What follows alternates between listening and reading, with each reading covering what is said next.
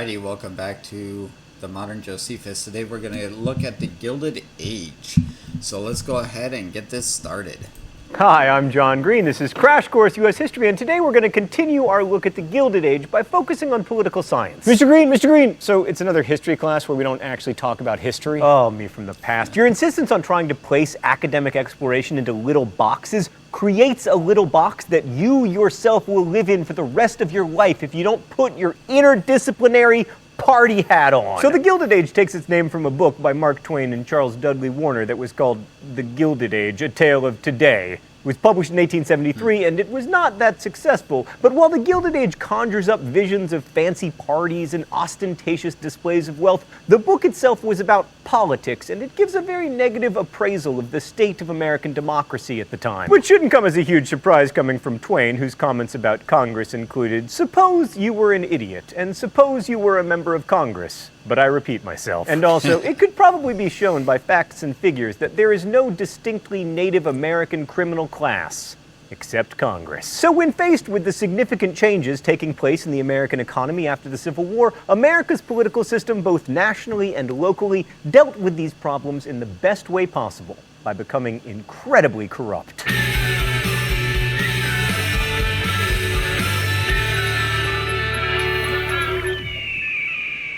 Yeah, there definitely was a lot of corruption going on in the Gilded Age. Again, a lot stemming from government getting involved in business. Oh, Stan says I have to take off my party hat. So former House Speaker Tip O'Neill once famously said that all politics is local, and although that's not actually true, I am going to start with local politics today, specifically with one of America's greatest inventions, the urban political machine. So a political machine is basically an organization that I bet he's going to talk about Tammany Hall. Works to win elections so that it can exercise power. The most famous political machine was New York City's Tammany Hall, which dominated Democratic Party politics in the late 19th century, survived until the 20th, and is keenly associated with corruption. Oh, it's already time for the mystery document? This is highly unorthodox, Stan. Well, the rules here are simple. I guess the author of the mystery document, I'm usually wrong, and I get shocked with the shock pen. All right, let's see what we got here. My party's in power in the city, and it's going to undertake a lot of public improvements. Well, I'm tipped off, say, that they're going to lay out a new park at a certain place, and I buy up all the land I can in the neighborhood. Then the board of this or that makes its plan public, and there's a rush to get my land, which nobody cared particular for before. Ain't it perfectly honest to charge a good price and make a profit on my investment and foresight? Of course it is. That's honest graft. Is that Tammany himself? Stan, I know this one. It's about machine politics. It's from New York. It doesn't say it's from New York, but it is because it is George Plunkett! Yes! How do you like them apples? Oh, you want to know the name of the book? It's Plunkett of Tammany Hall. Stan, transition me back to the desk with a libertage, please. Corruption, eruption. Plunkett became famous for writing a book describing the way that New York City's government actually worked, but he was a small fish compared with the most famous shark-like machine politician of the day, William Boss Tweed, seen here with a head made of money. Boss Tweed basically ran New York in the late 1860s and early 1870s, and his greatest feat of swindling helps explain how the machine system worked. It revolved around the then-new county courthouse that now houses the New York City Department of Education. Building the courthouse was initially estimated to cost around $250,000, but ended up costing $13 million by the time it was finished in 1871. Included in that cost was a bill of $180,000 for 3 tables and 40 chairs, $1.5 million for lighting fixtures, and $41,000 for brooms and cleaning supplies. A plasterer received $500,000 for his initial job and then $1 million to repair his shoddy work. The standard kickback in these situations was that Tammany Hall received $2 for every $1 received by the contractor. That may seem like a bad deal for contractors, but remember, that plasterer still got to keep $500,000, which is worth about $9 million in today's money. Now, of course, that makes it sound like political machines were pure evil, especially if you were a taxpayer footing the bill for that courthouse. But machines also provided valuable services to immigrants and other poor people in cities. As Plunkett explained, Tammany could help families in need. I don't know. However, it was in exchange for something. It was never just for free. You had to vote for them. And, yeah, That was the thing. I wonder if he's going to talk about that here. Ask whether they are Republicans or Democrats, and I don't refer them to the Charity Organization Society, which would investigate their case in a month or two and decide they were worthy of help about the time they are dead from starvation. I just get quarters for them, buy clothes for them if their clothes were burned up, and fix them up until they get things running again. In return for this help, Tammany expected votes so that they could stay in power. Staying in power meant control of city jobs as well as city contracts. Plunkett claimed to know every big employer in the district, and in the whole city for that matter, and they ain't in the habit of saying no to me when I ask them for a job. But with all the corruption, sometimes even that wasn't enough. Fortunately, Tammany politicians could always fall back on fraud. Tammany found bearded men to vote, then took them to the barber to shave off the beard, but left the mustache so that they could vote a second time, and then they would shave off the stash so they could vote for a third. And then, of course, there was always violence and intimidation. By the end of the century, a Tammany regular lamented the good old days when, quote, "It was wonderful to see my men slug the opposition to preserve the sanctity of the ballot." But corruption wasn't limited to big cities like New York and Chicago. Some of the biggest boondoggles involved the United States Congress and the executive branch under President Ulysses Grant. The first big scandal, dubbed the King of Frauds by the New York Sun, involved Credit Mobilier, the construction company that did most of the road building for the Union Pacific Railroad. This two-pronged accusation involved first overcharging the public for construction costs and siphoning off profits to Credit Mobilier, and second, bribery of congressmen. Now, this second charge was, of course, much juicier and also more partisan because only Republican congressmen, including the Speaker of the House, were implicated in it. Eventually, Massachusetts Congressman Oakes Ames was found guilty of giving bribes, but no one was ever found guilty of receiving those bribes. As you can imagine, that did wonders for the reputation of Congress. The second major scandal involved the so-called Whiskey Ring, which was a group of distillers in St. Louis who decided that they didn't like paying excise taxes on their product, perhaps a slightly more noble cause than that of the 2009 Bling Ring, who just wanted to dress like Paris Hilton. John McDonald, a Grant administration official, helped distillers reduce their taxes by intentionally undercounting the number of kegs of booze. But then in 1875, the tax evasion grew out of control, and McDonald eventually confessed and was convicted, thereby tainting the presidency with corruption, just as Credit Mobilier had tainted Congress. Yeah, the problem with Grant was that he trusted too many people that he shouldn't have trusted. He was a very trusting person, and it ended up biting him.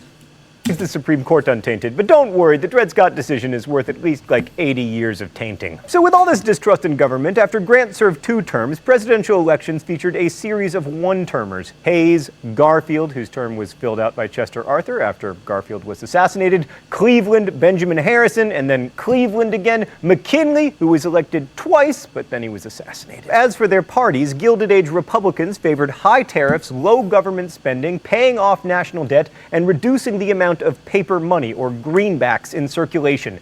Democrats opposed the tariffs and were often linked to New York bankers and financiers. In short, both parties were pro-business, but they were pro-different businesses. Despite that and the widespread corruption, some national reform legislation actually did get passed in the Gilded Age. The Civil Service Act of 1883, prompted by Garfield's assassination by a disgruntled office seeker, created a merit system for 10% of federal employees who were chosen by competitive examination rather than political favoritism. But this had an unintended effect. It made American politicians much more dependent on donations from big businesses rather than small donations from grateful political appointees. But, nice idea. And then in 1890, the Sherman Antitrust Act forbade combinations and practices that restrained trade. But again, it was almost impossible to enforce this against the monopolies like U.S. Steel. More often, it was used against labor unions, which were seen to restrain trade in their radical lobbying for, health insurance and hard hats. But all in all, the National Congress was pretty dysfunctional at the end of the 19th century. Stop me if that sounds familiar. So state governments expanded their responsibility for public health and welfare.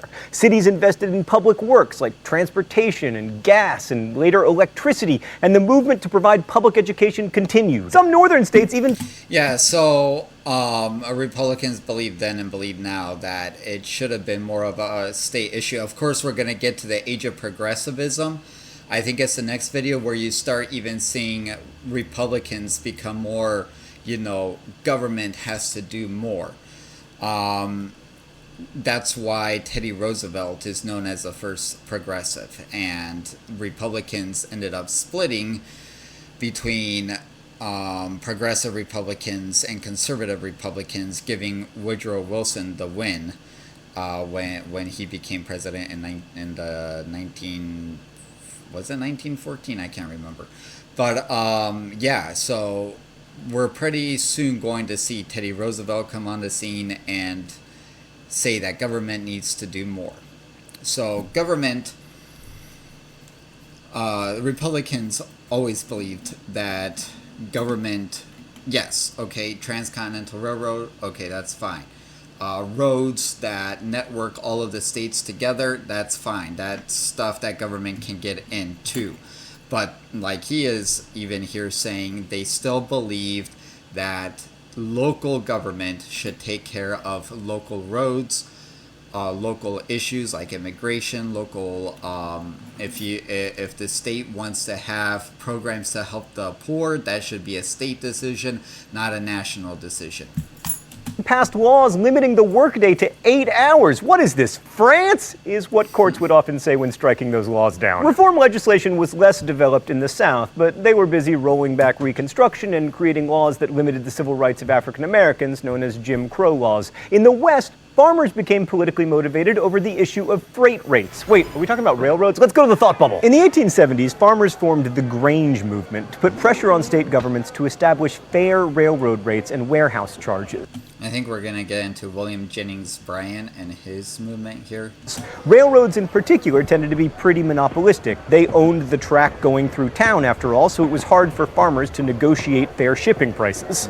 The Grange movement eventually became the Farmers' Alliance movement, which also pushed for economic cooperation to raise prices, but was split into northern and southern wings that could never really get it together. The biggest idea to come out of the Farmers' Alliance was the sub-treasury plan. Under this plan, farmers would store grain in government warehouses and get low-rate government loans to buy seed and equipment using the stored grain as collateral. This would allow farmers to bypass the banks, who increasingly came to be seen, along with the railroads, as the source of all the farmers' troubles. Eventually, these politically motivated farmers and their supporters grew into a political party, the People's Party, or Populists. In 1892, they held a convention in Omaha and put forth a remarkably reform-minded plan, particularly given that this was put forth in Omaha, which included the sub-treasury plan, which didn't exactly happen, although the deal farmers ended up with was probably better for them, government ownership of railroads, which sort of happened if you count Amtrak, graduated income tax, which did happen after the passage of the 16th Amendment, government control of the currency, which happened with the creation of the Federal Reserve System, recognition of the rights of laborers to form unions, which happened both at the state and federal level,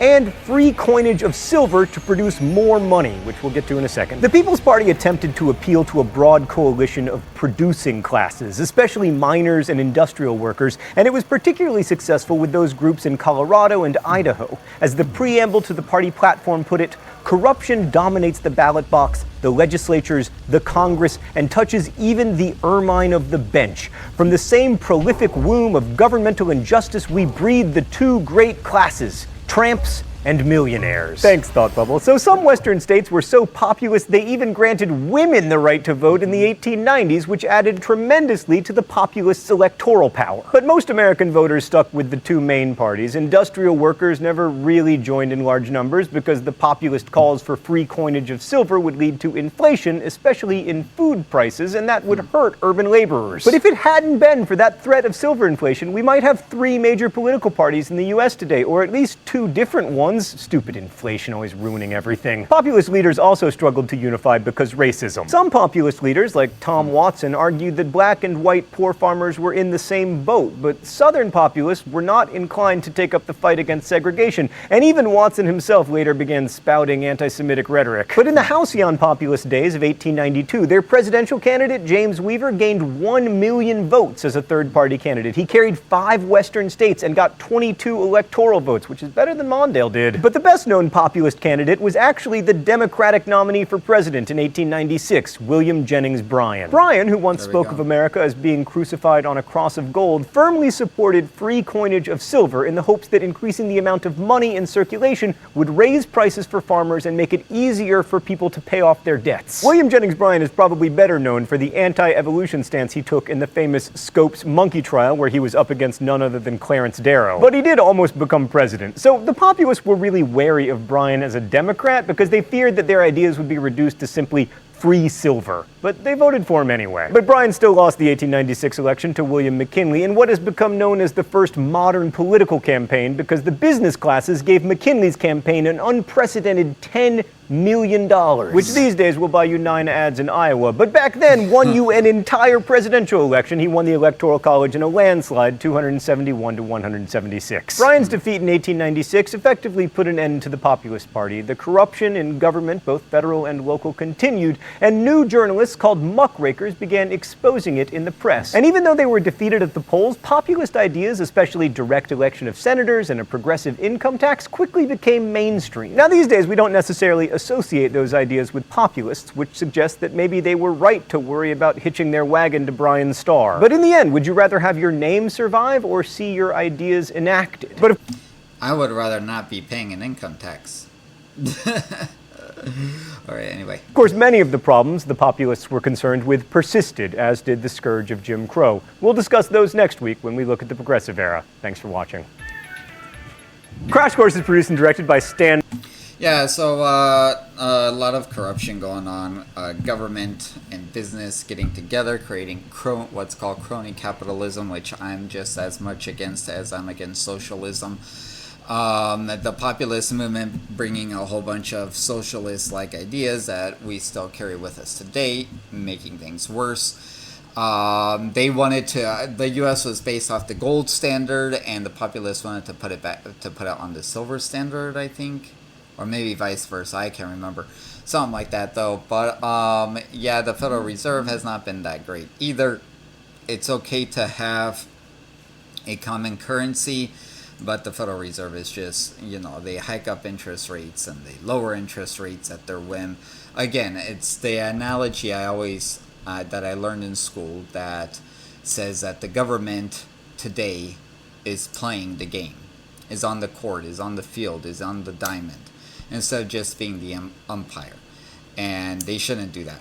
All right? So in crony capitalism, you have government playing the game. In socialism, you have government playing the game. And in the best form of capitalism, the government just enforces the rules and lets the players play. And unfortunately, that's not what's going on. And that's one of the root causes, in my opinion, of all the financial woes that we have today. And yeah, so next week we're going to look into the progressives and see them come on the scene. And I'll probably be proven correct in that the first progressive was Teddy Roosevelt. So anyway, that's all for today. We'll see you in the next video.